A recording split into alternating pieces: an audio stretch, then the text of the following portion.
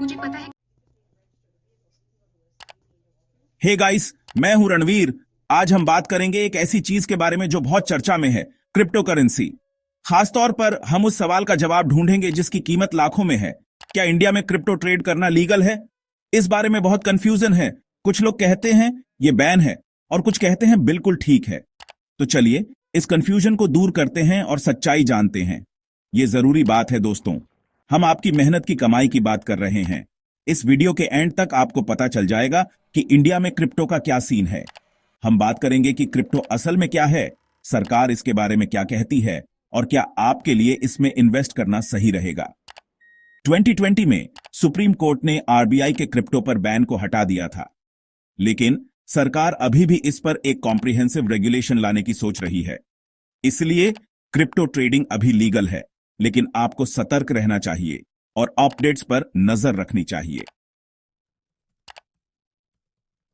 Legal वाली बातों पर जाने से पहले समझ लेते हैं कि हम किस चीज के बारे में बात कर रहे हैं। क्रिप्टो करेंसी सीधे शब्दों में डिजिटल पैसा है। यह सिर्फ ऑनलाइन एक्सिस्ट करता है और सिक्योरिटी के लिए क्रिप्टोग्राफी यूज करता है, जिससे यह सुपर सेफ है और एनश्योर करना लगभग नामुमकिन है। ऐसे समझो जैसे आप पेटीएम या गूगल पे से पैसे भेजते हो। क्रिप्टो करेंसी भी ऐसा ही है, बस रुपये की जगह आप डिजिटल कॉइन्स यूज करते हो, जैसे बिटकॉइन या इथेरियम।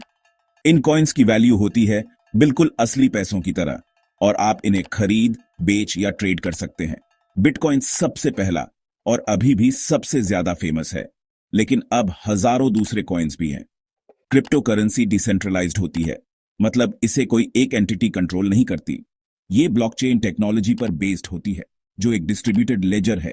ब्लॉकचेन में हर ट्रांजैक्शन का रिकॉर्ड होता है और ये पीयर टू पीयर नेटवर्क पर काम करती है, जिससे ट्रांसपेरेंसी और सिक्योरिटी बढ़ती है। क्रिप्टो करेंसीज को माइन भी किया जा सकता है, जो एक प्रोसेस है जिसमें कॉम्प्लेक्स मैथमेटिकल प्रॉब्लम्स सॉल्व करके नए कॉइन्स जनरेट होते हैं। आप इन्हें क्रिप्टो करेंसी एक्सचेंजेस पर खरीद और बेच सकते हैं और इन्हें अपने डिजिटल वॉलेट में स्टोर कर सकते हैं। अब बड़ा सवाल, क्या इंडिया में क्रिप्टो ट्रेड करना इलीगल है? छोटा सा जवाब है नहीं, इलीगल नहीं है। लेकिन यहां एक ट्विस्ट है, यह बिल्कुल लीगल भी नहीं है। कंफ्यूजिंग है ना? ऐसा इसलिए क्योंकि इंडिया की सरकार ने इसे क्लियर हां या ना नहीं कहा है। यह रस्सी पर चलने जैसा है। सरकार ने क्रिप्टो ट्रेडिंग को पूरी तरह बैन नहीं किया है, लेकिन इसे लीगल टेंडर का दर्जा भी नहीं दिया है। इसका मतलब आप क्रिप्टो करेंसीज खरीद, बेच और ट्रेड कर सकते हैं, लेकिन ये इंडियन रुपये की तरह लीगल टेंडर नहीं है। सरकार ने कई बार कहा है कि वे क्रिप्टो करेंसी पर नियम बनाने पर विचार कर रहे हैं, लेकिन अभी तक कोई ठोस कानून नहीं बना है। इसलिए क्रिप्टो ट्रेडिंग एक ग्रे एरिया में है, जहां सावधानी से कदम रखना जरूरी है। Section 4, governments stands from bans to taxation. Crypto पर सरकार का रुख एक रोलर कोस्टर राइड जैसा रहा है। 2018 में रिजर्व बैंक ऑफ इंडिया ने बैंक्स को क्रिप्टो बिजनेसेस के साथ डीलिंग्स करने से मना कर दिया था। इससे मार्केट में बहुत डर और अनिश्चितता फैल गई थी। लेकिन 2020 में सुप्रीम कोर्ट ने इस बैन को हटा दिया, जिससे क्रिप्टो एंथुसियास्ट्स को खुश होने का मौका मिला। फिर आया 2022 का बजट, जिसमें एक बड़ा धमाका हुआ। क्रिप्टो ट्रांजैक्शन से होने वाली किसी भी इनकम पर 30% टैक्स। इस कदम से पता चला कि सरकार क्रिप्टो को सीरियसली ले रही है और इसमें अपना हिस्सा चाहती है। सरकार ने यह भी स्पष्ट किया कि क्रिप्टो को करेंसी के रूप में नहीं, बल्कि एसेट्स के रूप में देखा जाएगा। इसके साथ ही सरकार ने क्रिप्टो ट्रांजैक्शंस पर टीडीएस भी लागू किया, जिससे हर ट्रांजैक्शन पर ट्रेसेबिलिटी BRH गई। कुल मिलाकर सरकार का रुख अब क्रिप्टो को रेगुलेट करने और उससे रेवेन्यू जनरेट करने की दिशा में है। Section 5, should you invest, weighing the risks and rewards. तो क्या आपको इंडिया में क्रिप्टो करेंसी में इन्वेस्ट करना चाहिए? यह एक ऐसा डिसीजन है जो आपको सोच समझ कर लेना होगा। क्रिप्टो बहुत वॉलेटाइल हो सकता है, मतलब इसकी कीमत कम समय में बहुत ज्यादा ऊपर या नीचे जा सकती है। इससे यह एक रिस्की इन्वेस्टमेंट बन जाता है। लेकिन हाई रिस्क का मतलब हाई रिवॉर्ड भी हो सकता है। बहुत से लोगों ने क्रिप्टो ट्रेडिंग से अच्छा खासा प्रॉफिट कमाया है। अगर आप इसके बारे में सोच रहे हैं तो अच्छी तरह रिसर्च करें, टेक्नोलॉजी को समझें, रिस्क्स को समझें और सिर्फ उतना ही इन्वेस्ट करें जितना आप गंवा सकते हैं। क्रिप्टो खरीदने और बेचने के लिए हमेशा रिप्यूटेड और सिक्योर प्लेटफॉर्म्स चुनें। इसके अलावा लीगल रेगुलेशंस और मार्केट ट्रेंड्स पर नजर रखें। पोटेंशियल रिटर्न्स को कैलकुलेट करें और अपने फाइनेंशियल गोल्स को ध्यान में रखें। और अगर जरूरत हो तो किसी फाइनेंशियल एडवाइजर से सलाह लें।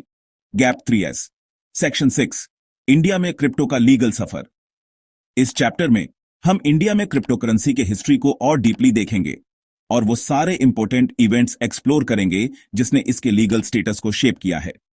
यह सफर 2013 में शुरू हुआ जब बिटकॉइन पूरी दुनिया में पॉपुलर होने लगा। इंडिया एक टेक सेवी नेशन होने के नाते इसमें अचानक से इंटरेस्ट बढ़ता देखा गया, लेकिन इस नए अटेंशन के साथ कंसर्न्स भी आए। Reserve bank of India RBI ने 2013 में अपनी पहली एडवाइजरी इशू की, जिसमें यूजर्स को क्रिप्टो करेंसी से जुड़े पोटेंशियल रिस्क के बारे में सावधान किया गया। 2018 में आरबीआई ने एक स्ट्रिक्ट स्टांस लिया और क्रिप्टो बिजनेस पर बैंकिंग बैन लगा दिया।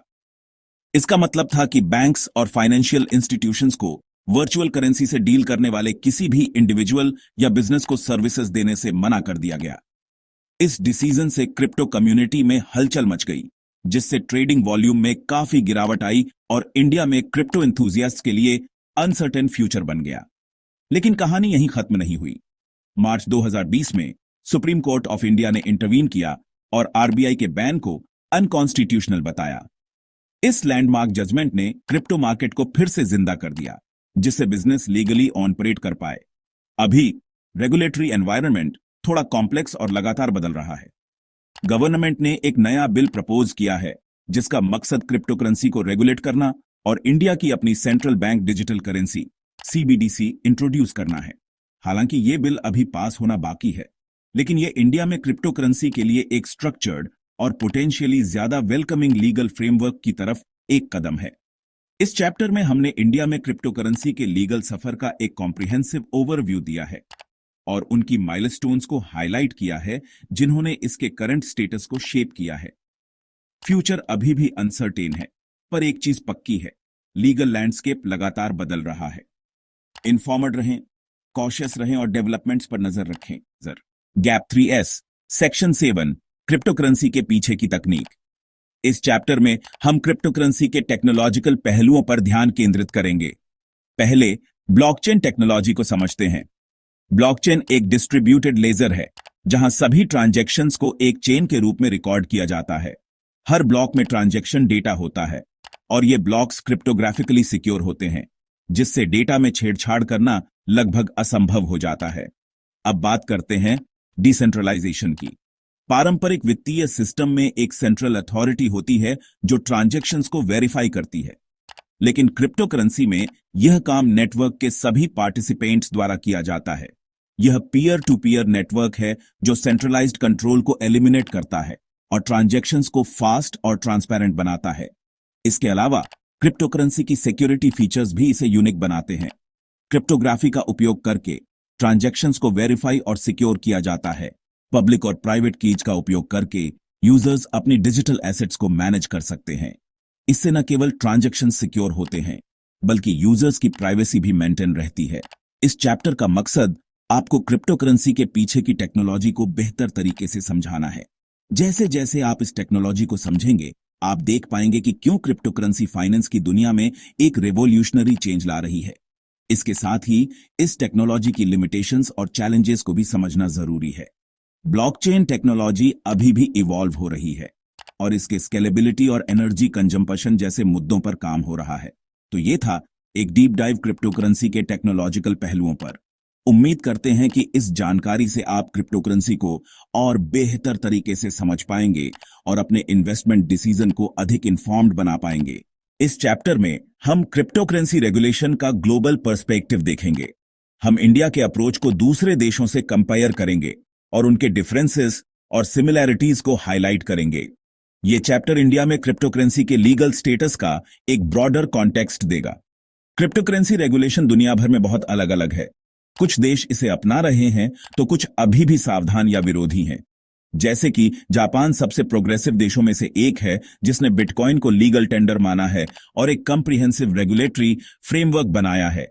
इससे देश में इनोवेशन और अडॉप्शन बढ़ा है।